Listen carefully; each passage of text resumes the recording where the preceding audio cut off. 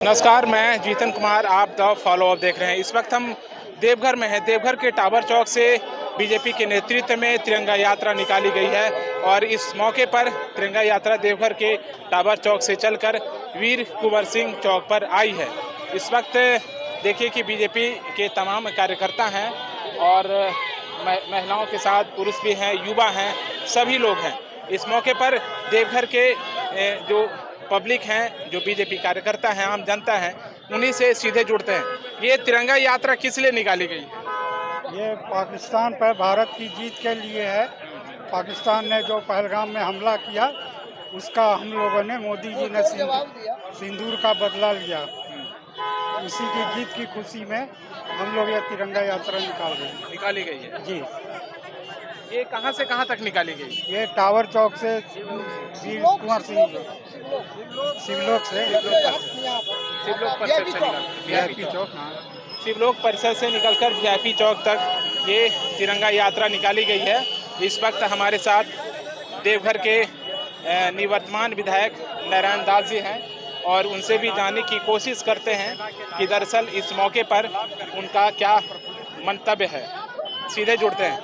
विधायक जी, ये तिरंगा यात्रा जो निकाली गई है, इसका क्या उद्देश्य है? देखिए, कुछ दिन पहले आप सबों को भी पता होगा कि पहलगाम में जिस प्रकार जाति नहीं धर्म पूछ के मारा गया और ये आतंकवादियों के द्वारा घटना दिया गया और कुछ दिन के बाद पाकिस्तान और भारत के बीच एक तरह से तनाव की स्थिति पैदा हुई, युद्ध तक हो गया और हमारे सेना के जवानों ने जो पाकिस्तान की सरजमीन पर जाकर पाकिस्तान को धूल चटाने का काम किया और जिस प्रबल सोच के साथ हमारे देश के यशस्वी प्रधानमंत्री मोदी जी ने इसका नेतृत्व किया, आज का दिन पूरे देश के लिए, पूरे देश में एक तरह से तिरंगा यात्रा निकाली जा रही है और ये एक सप्ताह तक निकाली जाएगी। और वैसे सेना के जवान जिन्होंने माँ भारती की रक्षा के लिए अपने प्राणों की आहुति दी, उनको आज हम लोग नमन करते हैं और निश्चित रूप से सेना के जवानों के चलते हमारा देश सुरक्षित है। इस दुखद घड़ी में सेना के जवानों ने जो पाकिस्तान पर विजय पाई है, सिंदूर ऑपरेशन सफल रहा है, उनके लिए उनको सैल्यूट करते हैं। आप देखिए कि हिंदुस्तान और पाकिस्तान के बीच जो युद्ध जारी हुआ और तीसरा देश जो है हमारे बीच मीडिएटर बना हुआ है, आप इसको किस तरह से देखते हैं? वक्त आएगा, सब चीज़ का पर्दाफाश हो जाएगा। भारत कभी तीसरे देश की मध्यस्थता चाहा नहीं है। जब पाकिस्तान और भारत की बात आती है, हमारे अटल बिहारी वाजपेयी ने भी, उस समय अमेरिका के राष्ट्रपति बिल क्लिंटन जी थे, उन्होंने कहा कि पाकिस्तान यहाँ आया है, उसका प्रधानमंत्री आया है, आप आइए यहीं बात करते हैं। तो अटल जी ने कहा था, जब तक पाकिस्तान के कब्जे में भारत की 1 इंच ज़मीन है, तब तक पाकिस्तान से वार्ता मैं नहीं करूँगा, और अटल जी नहीं गए थे। निश्चित रूप से इस लड़ाई में भी तीसरे देश की मध्यस्थता नहीं सुनी जाएगी। भारत का प्रभाव बढ़ा है, भारत एक ताकतवर देश के रूप में उभरा है, जिसकी गूंज विदेशों में भी सुनाई देती है। विपक्ष लगातार हमलावर है प्रधानमंत्री नरेंद्र मोदी के ऊपर कि अब तीसरे मोर्चे की प्रधानमंत्री सुन रहे हैं, हमारे और दूसरे देश के बीच लड़ाई हो रही है, तीसरा जो देश है हमारी मध्यस्थता में उतरा है और मोदी जो है तीसरे के इशारे पर चल रहे हैं। अभी समय है सबको एक होने का, वक्त है एक होने का, चाहे सत्ता पक्ष हो चाहे प्रतिपक्ष हो। हमें भारत की बात करनी चाहिए, हमें पार्टियों की बात नहीं करनी चाहिए। हमें एक ऐसा नेतृत्व मिला है कि हम कह सकते हैं 11 साल के शासनकाल में जब उन्होंने भारत का मस्तक नीचे झुकने नहीं दिया है, तो पाकिस्तान क्या है? पाकिस्तान से हर बार भारत जीता है, इस बार भी जीता है और हमेशा जीतते रहेगा। चलिए, कुछ और भी युवा मोर्चा हैं, उनसे भी जुड़ने की कोशिश करते हैं।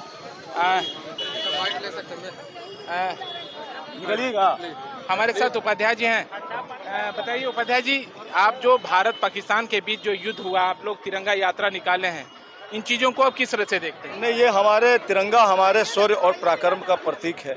इसे प्रतीक के रूप में हर भारतीय अपने दिल में रखता है और जिस प्रकार से पहलगाम घटना के बाद एक तमाम देशवासियों के मन में एक आक्रोश था और प्रधानमंत्री जी ने जिस प्रकार से संकल्प लिया था कि हम इन आतंकवादियों को नेस्तनाबूद करेंगे, उन्हें घर में घुस करके मारेंगे, और 14 दिनों के बाद भारतीय सैनिकों ने अपने पराक्रम और शौर्य के दम पर पाकिस्तान में घुस करके उनके सारे सैनिक अड्डों को और आतंकवादी ठिकानों को तबाह कर दिया है। उन्हें सैल्यूट करने के लिए, उनके सम्मान के लिए और अपने प्रधानमंत्री जी के आभार के लिए आज भारतीय जनता पार्टी के तमाम कार्यकर्ता शहर के तमाम बुद्धिजीवियों के साथ आज सड़क पर तिरंगा यात्रा लेकर के शौर्य और पराक्रम के प्रतीक के रूप में इस तिरंगा को लेकर के सम्मान के लिए आज सड़क पर उतरे हैं। एज ए कार्यकर्ता होने के नाते आप ये चाहेंगे कि अब प्रधानमंत्री नरेंद्र मोदी, रक्षा मंत्री अमित शाह के नेतृत्व में बैठकें होती हैं और इससे बढ़ चढ़ कर भी एक सर्जिकल स्ट्राइक से जो बढ़ चढ़ कर होता है वो होना चाहिए पाकिस्तान के साथ? नहीं, ये बहुत बड़ी चीज़ है। हम लोग कार्यकर्ता इन सब चीज़ों पर प्रकाश नहीं डाल सकते हैं। देश के जनमानस का ये था कि प्रधानमंत्री जी बदला लें। कूटनीति होती है, देश की चीज़ें होती है, बहुत तरह का युद्ध जो होती है विवशताओं से भरा हुआ होता है। तो प्रधानमंत्री जी ने जो फैसला लिया, देश के सारे आवाम प्रधानमंत्री जी के साथ है। हम लोगों ने अपना संकल्प पूरा किया। हमारी लड़ाई पाकिस्तान के साथ नहीं थी, हमारी लड़ाई आतंकवादियों के साथ थी। लेकिन पाकिस्तान ने जिस तरह से रेट्रिएट किया, जिस प्रकार से उसने जवाबी हमला किया, उसको लेकर के भारतीय सैनिकों ने उसे मुंहतोड़ जवाब दिया है। और भविष्य में अगर पाकिस्तान ये गलती हिमाकत अगर दोबारा करेगा तो निश्चित रूप से पाकिस्तान नक्शा से मिट जाएगा और 4 भागों में बढ़ जाएगा। आप चाहते हैं कि पाकिस्तान पीओके जो है हमारे देश के कब्जे में हो? पीओके हमारे हमेशा से पीओके हमारे नक्शा का चीज़ें हमारा है, भारतीयों का वो अटूट हिस्सा है, अभिन्न हिस्सा है। यूनो में भी हमारे विदेश मंत्री एस जयशंकर जी जब भी पीओके का मैटर हुआ तो क्लियर कट उन्होंने संदेश दिए। और आप अभी भी देखे होंगे कि अपने जितने भी डिप्लोमेसी और प्रधानमंत्री जी का भी सीधा संदेश है कि पाकिस्तान से बिलेटरल डायलॉग सिर्फ एक ही बात पर होगा और सिर्फ पीओके और आतंकवाद पर होगा। बिल्कुल, हमारे साथ युवा हैं। क्या नाम हुआ आपका दोस्त? जी, मेरा नाम आशीष दुबे है। आशीष जी, बताइए कि जिस तरह से आप लोगों ने तिरंगा यात्रा निकाला है, क्या सेना का मनोबल बढ़ेगा और इससे बढ़ चढ़ कर भी एक कार्रवाई होनी चाहिए? देखिए, सेना का मनोबल बिल्कुल बढ़ा हुआ है। सेना का मनोबल है तो हम लोग हैं। और ये कार्यक्रम जो हम लोग किए हैं, अभी जिस तरह से पूरे देश ने देखा है, पूरे वर्ल्ड ने भारत की ताकत को पहचाना है। पाकिस्तान में घुसकर पाकिस्तान की ज़मीन पर उसके आतंकवादियों को, उसके ठिकानों को ध्वस्त किया गया है भारतीय सेना के द्वारा। हम उनके सम्मान में जो है आज पद यात्रा निकाले हैं, तिरंगा यात्रा। जी, आप मानते हैं कि जिस तरह से पाकिस्तान लगातार हम पे दबाव बनाया जा रहा है और ऊपर से चीन अलग दबाव बना रहा है, अमेरिका जो है डोनाल्ड ट्रंप अलग दबाव बना रहा है कि आप युद्ध की स्थिति मत बनिए, आप लिबरल स्थिति में रहिए, आप इन चीज़ों को किसे देखते हैं? देखिए, मुझे ये सब लगता है ये सब बनी बनाई बातें हैं। भारत अभी फिलहाल इतनी मजबूत स्थिति में है जिसके ऊपर कोई दबाव नहीं बना सकता है और जिसका नेतृत्व प्रधानमंत्री मोदी जी के हाथ में हो, वैसा देश जो है कभी कमज़ोर नहीं हो सकता। हम लोग मजबूत स्थिति में हैं। पाकिस्तान को घर में घुस के मारे हैं, आगे भी कार्रवाई होगी, बस मौके का इंतजार है। मौके का इंतजार है, बिल्कुल। हमारे साथ धनंजय जी हैं, देखिए हाथों में झंडा लेकर खड़े हैं। धनंजय जी, इन चीज़ों को किस तरह से देखते हैं? तिरंगा यात्रा निकालने से ही क्या सैनिक का मनोबल बढ़ेगा? सबसे पहले मैं आपको, आपके चैनल को धन्यवाद देना चाहता हूं कि इस तिरंगा यात्रा का कवरेज करने के लिए आप यहां प्रस्तुत हुए हैं। हमें खुशी हो रही है और निश्चित तौर पर यह तिरंगा यात्रा देश की आन बान और शान है।